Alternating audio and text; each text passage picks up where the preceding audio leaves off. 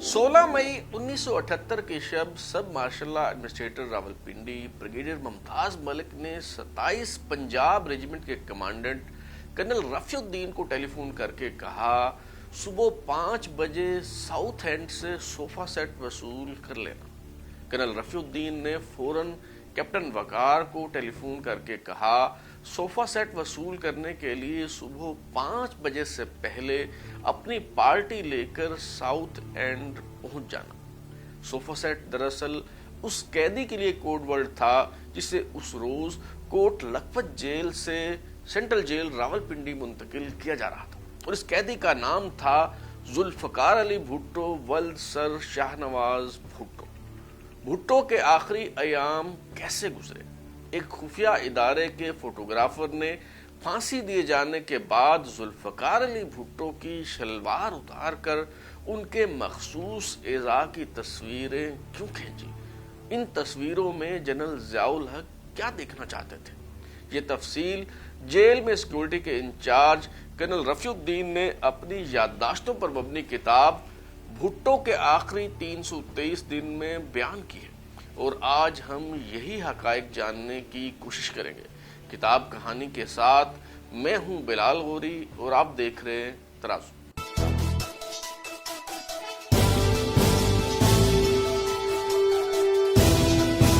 फ्रांसीसी वकील मोशियो रॉबर्ट बार्डिस कह चुके थे कि हिस्ट्री विल जज द जजेस इन दिस केस, और फिर जजों के इम्तहान का नतीजा सामने आ गया। लाहौर हाई कोर्ट ने 18 मार्च 1978 को जुल्फकार अली भुट्टो को मुजरिम करार देते हुए सजाए मौत देने का हुक्म सुना दिया। जब सुप्रीम कोर्ट में इस फैसले के खिलाफ अपील शुरू हुई तो भुट्टो को कोट लखपत जेल लाहौर से रावलपिंडी सेंट्रल जेल मुंतकिल किया गया। इस मौका पर साबिक वजीर आजम को कैदियों को ले जाने वाली आम प्रिजन वेन में सवार किया गया तो उन्होंने खफगी का इजहार करते हुए कहा कि तुम्हें शर्म आनी चाहिए, इससे बेहतर गाड़ी का इंतजाम नहीं हो सकता था। ऐसा सलूक तो जर्मनों ने यहूदियों के साथ भी नहीं किया था। कर्नल रफीउद्दीन अपनी याददाश्तों पर मबनी किताब भुट्टो के आखिरी 323 दिन के सफ़ा नंबर 34 पर जुल्फकार अली भुट्टो से पहली बार आमना सामना होने की तफसील बयान करते हुए लिखते हैं कि 19 मई 1978 की शाम तकरीबन 6 बजे मैं सिक्योरिटी वार्ड में इंतजामात का जायजा लेने गया। सबसे पहले मैं बाएं कमरे में गया जो गार्ड के लिए मखसूस था। वहां से निकलकर उससे मुल्हक सेल में गया जिसमें गार्ड कमांडर को रहना होता था। मेरी नजर अचानक भुट्टो साहब पर पड़ी जो एक दफ्तरी कुर्सी पर अपने सेल के दरवाजे की आहनी सलाखों के पीछे बैठे थे। वो बिल्कुल खामोश, बेहिस्सो हरकत और उदासी के आलम में डूबे हुए मालूम हुए। ये एक जिगर सोज और रिकत आमेज मंजर था। उनकी लाचारी और बेबसी ने मुझे एक पिंजरे में शेर की याद दिलाई। दरअसल मुझे इतने नजदीक से एक शेर को देखने की हिम्मत ना हुई और मैं बगैर आंखें चार किए खामोशी से वापस आ गया। जुल्फकार अली भुट्टो ने जेल हुकाम से पूछा कि ये शख्स कौन था। उन्हें बताया गया कि ये जेल का डॉक्टर था, मगर भुट्टो जैसे शख्स को चकमा देना आसान ना था। उन्होंने बरम होते हुए कहा, मुझे फरेब मत दो, वो एक फौजी अफसर था। कर्नल रफीउद्दीन लिखते हैं कि बाद अज़ां वो मिस्टर भुट्टो से बाज़ाब्ता तौर पर जाकर मिले और जल्द ही बेतकल्लुफाना गुफ्तगू होने लगे। ऐसी ही एक नशिस्त के दौरान उन्होंने हिम्मत करके पूछा, जनाब आपने जनरल ज़ियाउल हक को फौज का सरबराह कैसे बनाया? जुल्फकार अली भुट्टो ने कुछ सोच कर कहा, यह जनरल टिका खान की सिफारिश थी। जनरल टिका खान का ख्याल था कि जनरल ज़ियाउल हक एक मजहबी किस्म का शख्स है और फौज का सरबराह बनने के बाद वो नमाजें पढ़ने में मशगूल रहेगा और हुकूमत के लिए सियासी मामलात में मुश्किलात पैदा नहीं करेगा।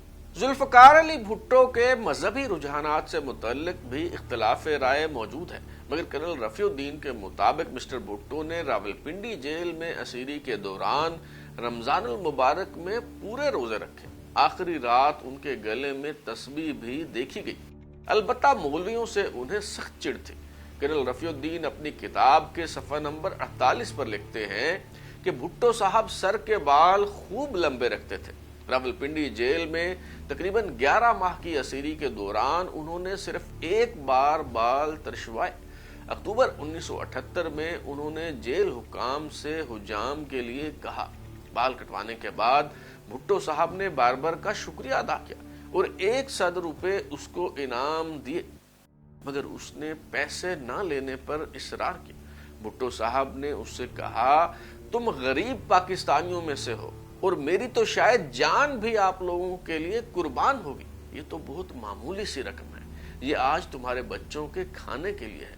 اس پر حجام نے وہ رقم آنکھوں میں آنسوؤں کے ساتھ قبول کر لی۔ ماشاء اللہ حکام کو یہ خدشات لاحق تھے کہ ذوالفقار علی بھٹو کو جیل سے نکال کر لے جانے کے لیے کوئی بھی تدبیر اختیار کی جا سکتی ہے، مثلا سرنگ کھود کر فرار ہوا جا سکتا ہے۔ حالانکہ سیکیورٹی وارڈ جہاں بھٹو صاحب کو رکھا گیا تھا وہاں انہیں منتقل کیے جانے سے پہلے ہی RCC یعنی لوہے، بجری، ریت اور سیمنٹ کی آمیزش سے نیا فرش تیار کر لیا گیا تھا، مگر پھر بھی اس خدشے کے پیش نظر فوجیوں کی بہت بڑی تعداد کو جیل کے اندر اور باہر تعینات کر کے گشت میں اضافہ کر دیا گیا۔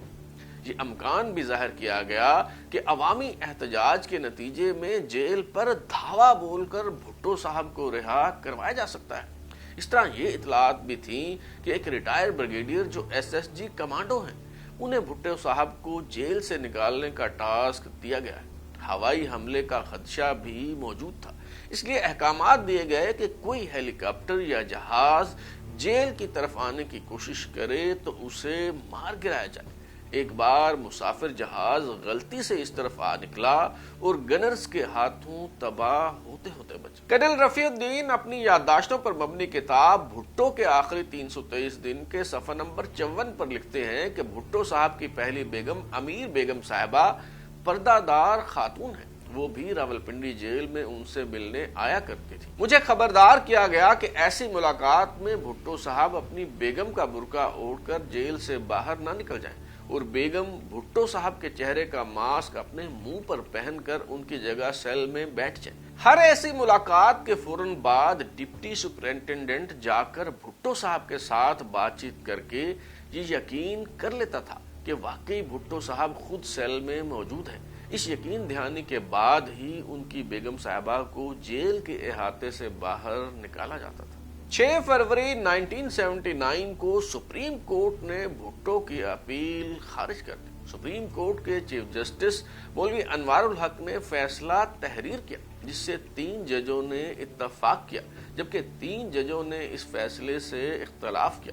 اختلافی نوٹ لکھنے والوں میں جسٹس محمد حلیم، جسٹس غلام صفدر شاہ اور جسٹس دراب پٹیل شامل تھے۔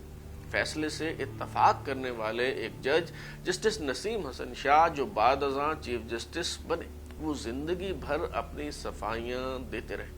بھٹو کی اپیل مسترد کیے جانے سے ایک دن پہلے سپریم کورٹ میں تب ہنگامہ ہو گیا جب فوجی وردی پہنے ایک شخص نے عدالت میں داخل ہو کر کہا کہ اگر بھٹو صاحب کو کچھ ہوا تو میں تمام ججوں اور جرنیلوں کو ختم کر دوں گا۔ اپیل خارج ہونے کے بعد سپریم کورٹ میں نظر ثانی اپیل دائر کر دی گئی۔ 24 مارچ 1979 کو سپریم کورٹ نے نظر ثانی اپیل بھی خارج کر دی، لیکن بالفرض محال اگر ملک کی اعلیٰ ترین عدالت وزیر اعظم ذوالفقار علی بھٹو کی اپیل منظور کر لیتی تو کیا مارشل لا حکام انہیں رہا کر دیتے؟ کرنل رفیع الدین کے مطابق اس بات کا کوئی امکان نہیں تھا۔ کرنل رفیع الدین اپنی کتاب بھٹو کے آخری 323 دن میں صفحہ نمبر 97 پر لکھتے ہیں کہ 5 فروری 1979 کو 10 بجے صبح مجھے SMLA کے ساتھ DMLA کے دفتر بلایا گیا، جہاں ہمیں بتایا گیا کہ شاید کل مورخہ 6 فروری کو سپریم کورٹ بھٹو صاحب کی اپیل منظور کرنے کے بعد حکم جاری کرے کہ ان کو آزاد کر دیا جائے، مگر ایسے حکم کے باوجود بھی ان کو جیل سے باہر نہیں آنے دیا جائے گا، اور مارشل لا حکام کے تحت وہ کئی اور مقدمات میں مطلوب ہیں جن کے تحت ان پر الگ سے مقدمہ چلایا جائے گا۔ مجھے صاف صاف بتا دیا گیا کہ اگر سپریم کورٹ بھٹو صاحب کے لیے آزادی کا حکم بھی صادر کر دے کہ انہیں جیل سے نکال دیا جائے تو بھی ان کو جیل سے باہر ہرگز نہیں جانے دیا جائے گا۔ مجھے اس وقت صاف پتہ چل گیا تھا کہ بھٹو صاحب کو حکام کسی بھی حالت میں آزاد نہیں ہونے دیں گے اور انہیں ہر حالت میں سزا ہونی ہے۔ مجھے دوسرے ذرائع سے یہ بھی معلوم ہوا کہ ایک خاص ملٹری کورٹ بھی مقرر کر دیا گیا تھا تاکہ اگر سپریم کورٹ کا فیصلہ حسب منشا نہ ہو تو اس کورٹ میں بھٹو صاحب کے مقدمہ کی سماعت کی جائے۔ جنرل کے ایم عارف اپنی کتاب ورکنگ ود ضیاء میں بتا چکے ہیں کہ بھٹو کے خلاف مقدمے کی کارروائی شروع کرتے وقت یہ تجویز زیر غور آئی کہ فوجی عدالت میں مقدمہ چلایا جائے، مگر فوجی عدالت کو کینگرو کورٹ قرار دیا جا سکتا تھا، اس لیے سول عدالت میں ٹرائل کا فیصلہ ہوا۔ بہرحال بھٹو کی نظر ثانی اپیل خارج ہو گئی اور جنرل ضیاء الحق نے بھی رحم کی اپیلیں مسترد کر دی تو محکمہ داخلہ نے انتہائی عجلت میں 30 مارچ کو بھٹو کو پھانسی دینے کے لیے موت کا پروانہ جاری کر دیا۔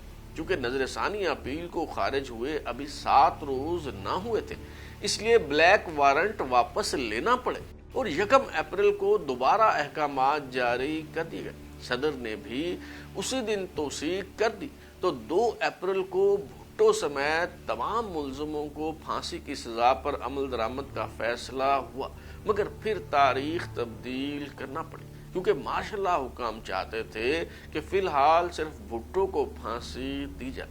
کرنل رفیع الدین کے مطابق بھٹو کو آخری وقت تک اس بات پر یقین نہیں تھا کہ انہیں پھانسی دے دی جائے گی۔ 24 مارچ 1979 سے انہوں نے بھوک ہڑتال شروع کر دی اور پھر 1 اپریل تک یعنی لگاتار 7 دن انہوں نے نہ تو کچھ کھایا اور نہ ہی کچھ پیا۔ اس قدر طویل بھوک ہڑتال کی وجہ سے بھٹو صاحب بہت کمزور ہو گئے۔ فیصلہ ہوا کہ ذوالفقار علی بھٹو کو 3 اپریل کی رات 2 بجے پھانسی دے دی جائے۔ اب کسی نے یہ قانونی نکتہ اٹھا دیا کہ چونکہ صدر کی طرف سے پھانسی کی توثیق کو 48 گھنٹے نہیں ہوئے اس لیے بھٹو کو پھانسی نہیں دی جا سکتی۔ ایک بار پھر پھانسی کا فیصلہ ملتوی کرنا پڑا اور اب 4 اپریل کی رات 2 بجے کا وقت مقرر کیا گیا۔ بے نظیر بھٹو اور نصرت بھٹو جو سہالہ ریسٹ ہاؤس میں نظر بند تھی، انہیں ذوالفقار علی بھٹو سے آخری ملاقات کے لیے جیل میں لایا گیا۔ یہ آخری ملاقات یوں ہوئی کہ قیدی اور ملاقاتیوں کے درمیان آئینی سلاخیں حائل رہیں۔ نصرت بھٹو کو کرسی لا کر دی گئی جبکہ بے نظیر بھٹو فرش پر ہی بیٹھ گئی۔ آخری ملاقات میں باپ بیٹی کے سر پر دست شفقت بھی نہ رکھ سکا، نہ ہی بیٹی کو باپ کے گلے لگ کر رونے کی اجازت دی گئی۔ کرنل رفیع الدین کی کتاب میں بیان کی گئی حکایت کے مطابق نصرت اور بے نظیر کی یہ آخری ملاقات 2.5 گھنٹے جاری رہی، جبکہ بے نظیر بھٹو اپنی کتاب ڈاٹر آف دا ایسٹ جس کا اردو ترجمہ دختر مشرق کے نام سے ہوا، اس میں لکھتی ہیں کہ یہ ملاقات محض آدھے گھنٹے پر محیط تھی۔ بے نظیر فریاد کرتی ہیں کہ کوٹلی کا دروازہ کھول کر انہیں باپ کو الوداع کہنے دیا جائے، مگر اجازت نہیں ملتی۔ بھٹو سے تمام سہولتیں پہلے ہی واپس لی جا چکی تھی اور وہ فرش پر بچھے گدے پر لیٹے ہوئے تھے۔ شام 6:05 پر جیل سپرنٹنڈنٹ یار محمد، کرنل رفیع الدین، مجسٹریٹ درجہ اول بشیر احمد خان اور جیل ڈاکٹر صغیر حسین شاہ نے بھٹو کے سیل میں جا کر پھانسی کی اطلاع دی۔ جب حکم سنایا جا رہا تھا تو بھٹو کسی گھبراہٹ یا پریشانی کا اظہار کیے بغیر فرش پر بچھے گدے پر لیٹے رہے اور زیر لب مسکرائے جیسے ضیاء شاہی انصاف پر ہنس رہے ہو، اور پھر جیلر کی آنکھوں میں آنکھیں ڈال کر گویا ہو، پھانسی سے 24 گھنٹے پہلے مجھے مجاز اور مستند حاکم کے ذریعے بتانا چاہیے تھا، لیکن ایسا نہیں کیا گیا۔ میری پھانسی کے تحریری احکامات مجھے ابھی تک نہیں دکھائے گئے۔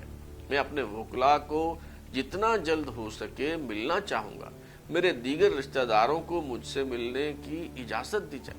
میرے دانت بہت خراب ہیں اور میں اپنے ڈینٹسٹ مسٹر ظفر نیازی سے فوری طور پر ملنا چاہوں گا۔ ذوالفقار علی بھٹو کے یہ سب مطالبات قانونی تھے، مگر قانون تو مارشل لا حکام کے گھر کا دربان بن چکا تھا، اس لیے ان کی کوئی بات تسلیم نہ کی گئی۔ رشتہ داروں کو اس لیے ملاقات کی اجازت نہ دی گئی کہ کہیں خبر لیک نہ ہو جائے۔ بھٹو نے اپنے مشقتی عبد الرحمان کو بلایا اور کہا، گرم پانی لاؤ، میں شیو کرنا چاہتا ہوں، ملا کی طرح نہیں مرنا چاہتا۔ بھٹو نے شام 7:05 پر ڈپٹی سپرنٹینڈنٹ خواجہ غلام رسول کی نگرانی میں شیو کی۔ پھر انہوں نے باہر ڈیوٹی پر کھڑے سنتری کو بلوایا اور اپنی کلائی پر باندھی ہوئی گھڑی کی طرف اشارہ کرتے ہوئے ڈپٹی سپرنٹینڈنٹ کو کہا، میرے مرنے کے بعد یہ گھڑی اسے دے دینا۔ شام 8:15 پر بھٹو نے وصیت لکھنا شروع کی اور 9:40 تک کچھ لکھتے رہے۔ اس کے بعد دانت برش کیے، منہ ہاتھ دھویا، بالوں میں کنگھا کیا اور پھر نہ جانے کیا سوچ کر لکھے ہوئے سب کاغذ جلا دیے۔ مشقتی کو آواز دے کر کہا، راکھ سمیٹ لو اور صفائی کر دو۔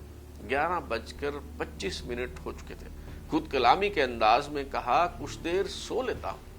11:50 پر جیل حکام نے بھٹو کو جگانے کی کوشش کی، مگر جب بیدار نہ ہوئے تو ڈاکٹر کو بلایا گیا۔ ڈاکٹر نے بتایا کہ بھٹو صاحب ٹھیک ہے۔ رات 1:10 پر بھٹو صاحب خود اٹھ بیٹھے۔ 1:35 پر جیل حکام انہیں پھانسی گھاٹ لے جانے کے لیے سیل میں داخل ہوئے۔ جب انہیں اٹھا کر اسٹریچر پر ڈالا جانے لگا تو ان کی قمیض پیروں کے نیچے آ کر پھٹ گئی۔ ہتھ کڑی لگا کر بھٹو کے ہاتھ پیٹ پر باندھ دیے گئے۔ جب ذوالفقار علی بھٹو کو پھانسی گھاٹ لے جایا جا رہا تھا تو ان کا مشقتی عبد الرحمان چائے بنا کر لے آیا، مگر منتخب وزیر اعظم کو آخری چائے نوش کرنے کی مہلت بھی نہ دی گئی۔ بالعموم یہ تاثر دیا جاتا ہے کہ بھٹو موت سے اس قدر خوفزدہ ہو گئے تھے کہ انہیں اسٹریچر پر لے جانا پڑا، لیکن سچ یہ ہے کہ بھٹو گزشتہ کئی روز سے بطور احتجاج بھوک ہڑتال پر تھے۔ مسلسل بھوک ہڑتال کی وجہ سے ان پر نکاہت طاری تھی، اور یہ بھوک ہڑتال انہوں نے چائے کا کپ پی کر تب ختم کی جب انہیں پھانسی کی خبر دی گئی۔